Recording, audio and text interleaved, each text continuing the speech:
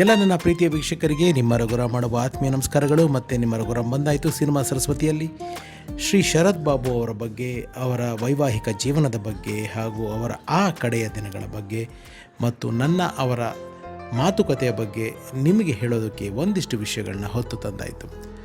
ಶರತ್ ಬಾಬು ಅವರ ವೈವಾಹಿಕ ಜೀವನ, ಅವರು ಮೊದಲು ರಮಪ್ರಭಾ ಅನ್ನೋ ಒಂದು ಹೆಣ್ಣುಮಗಳನ್ನ ಮದುವೆ ಆಗ್ತಾರೆ.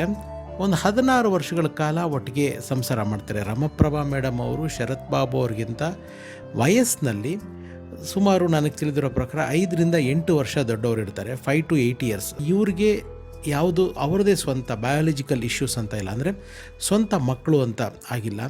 16 ವರ್ಷದ ದಾಂಪತ್ಯ, ಅವರ ಕೆಲವು ಒಳ ಭಿನ್ನಾಭಿಪ್ರಾಯಗಳು, ಸ್ವಲ್ಪ ಮಿಸ್ಅಂಡರ್ಸ್ಟ್ಯಾಂಡಿಂಗ್ಗಳಿಂದ ಸಪರೇಟ್ ಆಗ್ತಾರೆ.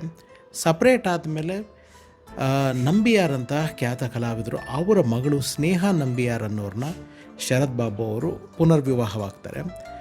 ಆ ಒಂದು ಸಂಬಂಧ ಕೂಡ ಜಾಸ್ತಿ ದಿವಸ ಉಳಿದು ಬರಲಿಲ್ಲ. ಇಲ್ಲೇನಾಗ್ಬಿಡುತ್ತೆ, ಕೆಲವು ಕಾರಣಗಳನ್ನ ಹೇಳ್ತಾರೆ, ಅದಕ್ಕೆ ಬೇರೆ ಆದರೂ ಇದಕ್ಕೆ ಬೇರೆ ಆದರೂ ಅಂತ. ಇವಾಗ ಶರತ್ ಬಾಬು ಅವರು ದೈಹಿಕವಾಗಿ ಬದುಕಿಲ್ಲ, ಅಂದರೆ ಯಾವುದೇ ಒಬ್ಬ ವ್ಯಕ್ತಿ ಇಲ್ಲದೆ ಇರಬೇಕಾದ್ರೆ ಹಂಗಂತೆ ಹಿಂಗಂತೆ ಅಂತ ಹೇಳೋಕ್ಕೆ ನನಗಿಷ್ಟ ಇಲ್ಲ. ಕೆಲವು ವಿಚಾರಗಳು ಗೊತ್ತಿದೆ, ಬಟ್ ಅದನ್ನು ಆ ವ್ಯಕ್ತಿ ಬದುಕಿದ್ದಾಗ ನಾವು ಹೇಳಿದ್ರೆ ಸೂಕ್ತ. ಅವರು ಕಾಲವಾದಾಗ ಹೇಳಿದ್ರೆ ಅದು ಕ್ಲಾರಿಫಿಕೇಷನ್ ಕೊಡೋಕ್ಕೆ, ನಿಜಾನ ಸುಳ್ಳು ಹೇಳೋದಕ್ಕೆ ಯಾರೂ ಇರೋದಿಲ್ಲ. ಅಥವಾ ಅವ್ರ ಮನೆಯವರು ಯಾರೋ ನೋಡಿದ್ರೆ ಅವ್ರಿಗೂ ಕೂಡ ಇದು ಹರ್ಟ್ ಆಗುತ್ತೆ. ಸೊ ಹಾಗಾಗಿ ಕೆಲವು ಭಿನ್ನಾಭಿಪ್ರಾಯಗಳಂತ ನಾನು ಹೇಳಿ ಅವರ ವೈವಾಹಿಕ ಜೀವನ ನಡೀಲಿಲ್ಲ ಅನ್ನೋದನ್ನು ಮಾತ್ರ ಸ್ಪಷ್ಟವಾಗಿ ಹೇಳ್ಬೋದು. ಆಮೇಲೆ ಕೆಲವು ಊಹಾಪೋಹಗಳು, ಗಾಳಿ ಸುದ್ದಿಗಳೆಲ್ಲ ಹೇಳಿದ್ರು. ನನಗೆ ಅದ್ರ ಬಗ್ಗೆ ಈಗ ಇಲ್ಲಿ ಹೇಳೋದಕ್ಕೆ ಆಸಕ್ತಿ ಇಲ್ಲ. ಯಾಕೆ ಅಂತಂದರೆ ಶರತ್ ಬಾಬು ಅವರು ಇಲ್ಲದೆ ಇರೋದ್ರಿಂದ ಆ ಗಾಳಿ ಸುದ್ದಿಗಳು ಆ ಗಾಳಿನಲ್ಲೇ ಇದ್ಬಿಡಲಿ, ಅದು ನಮ್ಮ ಮಾಧ್ಯಮದಲ್ಲಿ, ಅದರಲ್ಲೂ ನನ್ನ ವಾಹಿನಿಯಲ್ಲಿ ಬರೋದು ಬೇಡ.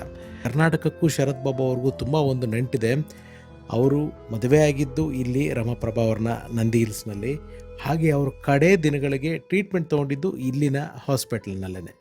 ಶರತ್ ಬಾಬು ಅವ್ರದ್ದು ಒಟ್ಟು 13 ಜನದ ಅಣ್ಣ ತಮ್ಮಂದರು, ಅಕ್ಕ ತಂಗಿರದು ಕುಟುಂಬ. ಅಂದರೆ 8 ಜನ ಗಂಡು ಮಕ್ಕಳು, 5 ಜನ ಹೆಣ್ಣುಮಕ್ಕಳು. ಅದರಲ್ಲಿ 4ನೇ ಅವರು ನಮ್ಮ ಶರತ್ ಬಾಬು ಅವರು.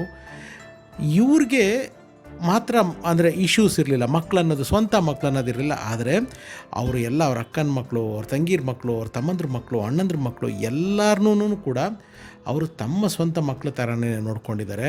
ಅಷ್ಟು ಪ್ರೀತಿ ಕೊಟ್ಟಿದ್ದಾರೆ ಎಲ್ಲರಿಗೂ. ಎಲ್ಲ ಥರದ ಒಬ್ಬ ಮಗ ಒಂದು ಸಿನಿಮಾದಲ್ಲಿ ಆ್ಯಕ್ಟ್ ಕೂಡ ಮಾಡಿದ್ದಾರೆ, ಒಬ್ಬ ಬ್ರದರ್ ಮಗ, ಒಬ್ಬ ಅಣ್ಣನ ಮಗ, ಇನ್ನು ಕೆಲವರು ಆರ್ಮಿನಲ್ಲಿ ಕೆಲಸ ಮಾಡಿದ್ದಾರೆ. ಹೀಗೆ ಎಲ್ಲರಿಗೂ ಕೂಡ ಶರತ್ ಬಾಬು ಅವರು ಅಷ್ಟೇ ಸಮವಾದ ಪ್ರೀತಿನ ಹಂಚಿದ್ದಾರೆ. ಎಲ್ಲರ ಸಿಸ್ಟರ್ ಮಕ್ಕಳುಗಳ ಮದುವೆ ಜವಾಬ್ದಾರಿಗಳನ್ನ ತೊಗೊಂಡಿದ್ದಾರೆ. ಇಡೀ ಸಂಸಾರನ ತುಂಬ ಚೆನ್ನಾಗಿ ನೋಡ್ಕೊಂಡಿದ್ದಾರೆ.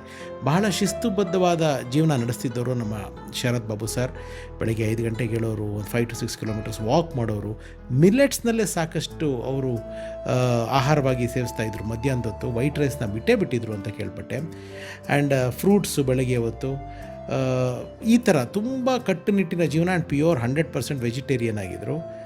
ಒಂದು ಸತಿ ಅವ್ರಿಗೆ ಕಾಲು ಊದ್ಕೊಂಡಂಗಾಗತ್ತೆ. ಏನು ಅಂತ ಯಾರೋ ಕೇಳಿದ್ದಕ್ಕೆ, ಇಲ್ಲ ನಾನು ತುಂಬ ಓಡ್ತೀನಿ ನಾನು, ಸೊ ಹಾಗಾಗಿ ಸ್ವೆಲ್ಲಿಂಗ್ ಆಗಿರ್ಬೋದು ಅಂತಾರೆ. ಬೆಂಗಳೂರಿನಲ್ಲಿ ಅವ್ರದ್ದು ನಂಟಿತ್ತು. ಅಂದರೆ ಇಲ್ಲಿ ನನಗೆ ಸ್ನೇಹಿತರೆ ಶರತ್ ಬಾಬು ಅವ್ರನ್ನ ಸಂದರ್ಶನ ಮಾಡಬೇಕು ಅಂತ ತುಂಬ ನಾನು ಪ್ರಯತ್ನ ಪಟ್ಟೆ, ಮಾತಾಡಿದೆ.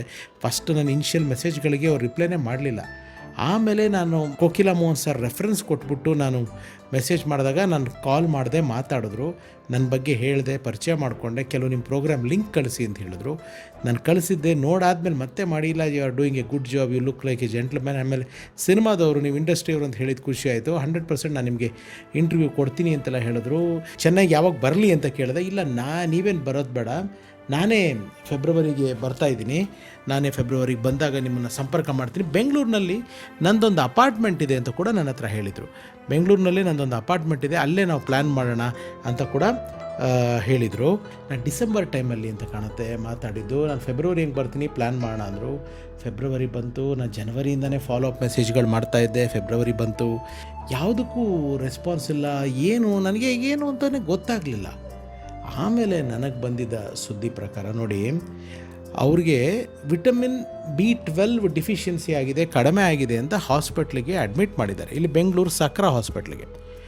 ಆ ಸಕ್ರಾ ಹಾಸ್ಪಿಟ್ಲಲ್ಲಿ ಟ್ರೀಟ್ಮೆಂಟ್ ನಡೀತಾ ಇದೆ. ಟ್ರೀಟ್ಮೆಂಟ್ ನಡೀತಾ ಇರಬೇಕಾದ್ರೆ ನಾನು ಅವ್ರಿಗೆ ಮೆಸೇಜ್ ಮಾಡ್ತಿರೋ ಟೈಮ್ನಲ್ಲಿ ಪಾಪ ಅವರು ICUನಲ್ಲಿದ್ದರು, ಇಲ್ಲ ಏನು ಟ್ರೀಟ್ಮೆಂಟಲ್ಲಿದ್ದರೋ ಗೊತ್ತಿಲ್ಲ, ಅವ್ರು ರೆಸ್ಪಾಂಡ್ ಮಾಡೋದಕ್ಕಾಗಲಿಲ್ಲ.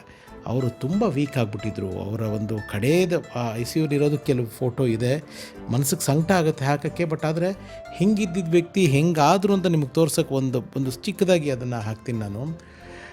ಈ ಥರ ಆಗ್ಬಿಟ್ಟಿದ್ರು ಶರತ್ ಬಾಬು ಅವರು. ಅಂದರೆ ಮಲ್ಟಿಪಲ್ ಕಾಂಪ್ಲಿಕೇಶನ್ ಸ್ಟಾರ್ಟ್ ಆಗೋಯಿತು. ವಿಟಮಿನ್ B12 ಡಿಫಿಷಿಯನ್ಸಿಗೆ ಅಂತ ಅವರು ಸೇರಿದ್ದು. ಅದಾದಮೇಲೆ ಅವ್ರಿಗೆ ಸೆಪ್ಸಿಸ್ ಆಗಿಬಿಟ್ಟಿತ್ತು. ಸೆಪ್ಸಿಸ್ ಅಂದರೆ ಬ್ಲಡ್ ಇನ್ಫೆಕ್ಷನ್ ಆಗುತ್ತೆ, ಪಾಯ್ಸನ್ ಆಗಿಬಿಡುತ್ತೆ ನಮ್ಮ ದೇಹದ ಅಂಗಾಂಗಗಳಿಗೆ. ಅದು ಒಂದಕ್ಕೊಂದು ಕಾಂಪ್ಲಿಕೇಶನ್ ಮಾಡಿ ಮಲ್ಟಿಪಲ್ ಆರ್ಗನ್ ಫೇಲ್ಯೂರ್ ತನಕ ತೊಗೊಂಡೋಗ್ಬಿಡುತ್ತೆ ಅದು. ಆ್ಯಂಡ್ ಕ್ಯಾನ್ಸರ್ ಕೂಡ ಡಿಟೆಕ್ಟ್ ಆಯಿತು ಅಂತ ಒಂದು ಮಾಹಿತಿ ಇದೆ.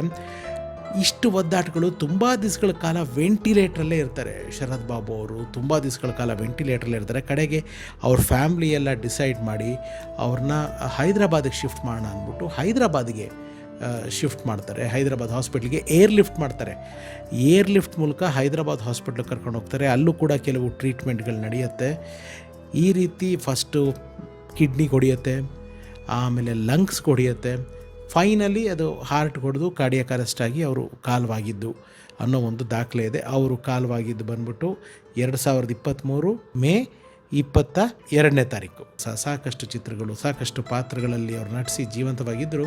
ಫಿಸಿಕಲಿ ಅವರು ಕಾಲವಾಗಿದ್ದು ಅವತ್ತಿನ ದಿವಸ ತುಂಬ ಜನ ಅಭಿಮಾನಿಗಳಿಗೆ ನಿರಾಸೆ ಆಯಿತು.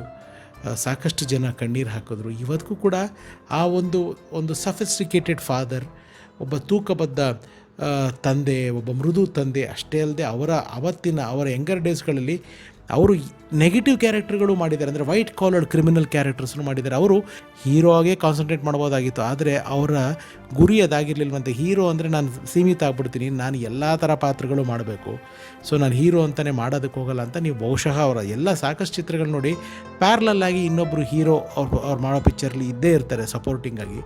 ಸೊ ಈ ರೀತಿ ಶರತ್ ಬಾಬು ಅವರು ಕಾಲವಾಗಿದೆ. ನನಗೆ ಒಂದು ಚಿಕ್ಕ ಖುಷಿ ಏನಂದರೆ ಅವ್ರ ಜೊತೆ ಮಾತುಕತೆನಾರು ನಾನು ಆಡಿದೆ, ಒಂದು ಸಂಪರ್ಕನಾರು ಮಾಡಿದೆ, ನನ್ನ ಕಾರ್ಯಕ್ರಮಗಳನ್ನ ಅವ್ರು ನೋಡಿದ್ರು ಅನ್ನೋ ಸಾರ್ಥಕತೆ. ಆದರೆ ಅಂಥ ವ್ಯಕ್ತಿನ ನಮ್ಮ ಕನ್ನಡ ಭಾಷೆಯಲ್ಲಿ ನಾವು ಸಂದರ್ಶನ ಮಾಡೋಕ್ಕಾಗಲಿಲ್ವಲ್ಲ, ನಾವು ಕನ್ನಡದಲ್ಲಿ ಅವ್ರನ್ನ ಮಾತಾಡ್ಸೋಕ್ಕಾಗಿಲ್ವಲ್ಲ, ನಮ್ಮ ಸಂದರ್ಶನದಲ್ಲಿ ಅವ್ರ ಬಾಯಿಂದ ಕನ್ನಡ ಕೇಳೋಕ್ಕಾಗಲಿಲ್ವಲ್ಲ ಅನ್ನೋದು ನಮ್ಮ ಕನ್ನಡಿಗರಿಗೆ ಅವ್ರ ಜೀವನದ ಕಥೆನ ಅವ್ರ ಮೂಲಕನೇ ದಾಖಲಿಸಬೇಕು ಅನ್ನೋದು ನನ್ನ ಆಸೆಯಾಗಿ ಉಳಿದ್ಬಿಡ್ತು, ಕನಸಾಗಿ ಉಳಿದ್ಬಿಡ್ತು. ಆ ನೋವು ನನಗೆ ಇವತ್ತಿಗೂ ಇದೆ. ಸೊ ಶರತ್ ಬಾಬು ಸರ್ ಎಲ್ಲಿದ್ದರೂ ನಮ್ಮಂಥ ಕಲಾವಿದರನ್ನ, ತಂತ್ರಜ್ಞರನ್ನ, ಇಂಡಸ್ಟ್ರಿನ ಹರಸಿ ಹಾರೈಸಿ, ನೀವು ಕಂಡ ಯಾವಾಗಲೂ ನೀವು ಪ್ರೌಡಾಗಿ ಹೇಳ್ಕೊತಾ ಇದ್ರಿ, I am A proud south Indian ಅಂತ. ಇಡೀ ನಮ್ಮ ಭಾರತೀಯ ಚಿತ್ರರಂಗ, ಅದರಲ್ಲೂ ದಕ್ಷಿಣ ಭಾರತದ ಚಿತ್ರರಂಗಕ್ಕೆ ನಿಮ್ಮ ಹೆಚ್ಚಿನ ಪ್ರೀತಿ ಆಶೀರ್ವಾದ ಇರಲಿ ಅಂತ ಕೇಳಿಕೊಂಡು, ಶರತ್ ಬಾಬು ಅವರ ಒಂದಿಷ್ಟು ಬದುಕಿನ ಕಥೆಗಳು ನನಗೇನು ಗೊತ್ತೋ ಅದನ್ನು ವಿಸ್ತಾರವಾಗಿ ತಿಳಿಸೋ ಪ್ರಯತ್ನ ಪಟ್ಟಿದ್ದೀನಿ. ಇದು ನಿಮ್ಗೆ ಖುಷಿ ಕೊಟ್ಟಿದ್ರೆ ನನ್ನ ಶ್ರಮ ಸಾರ್ಥಕ ಅಂತ ತಿಳಿಸ್ತಾ, ಮತ್ತೆ ಮುಂದಿನ ಸಿನಿಮಾ ಸರಸ್ವತಿಯಲ್ಲಿ ಇನ್ನೊಬ್ಬ ದಿಗ್ಗಜ ಕಲಾವಿದೆ ಅಥವಾ ಕಲಾವಿದನ ಬಗ್ಗೆ ಒಂದಿಷ್ಟು ಮಾಹಿತಿನ ಹೊತ್ತು ಬರ್ತೀನಿ. ನಾನು ನಿಮ್ಮ ರಘುರಾಮ್. ಸರ್ವೇ ಜನ ಸುಖಿನೋ ಭವಂತು. ಎಲ್ರಿಗೂ ಒಳ್ಳೆಯದಾಗಲಿ. ನಮಸ್ಕಾರ. Love you all.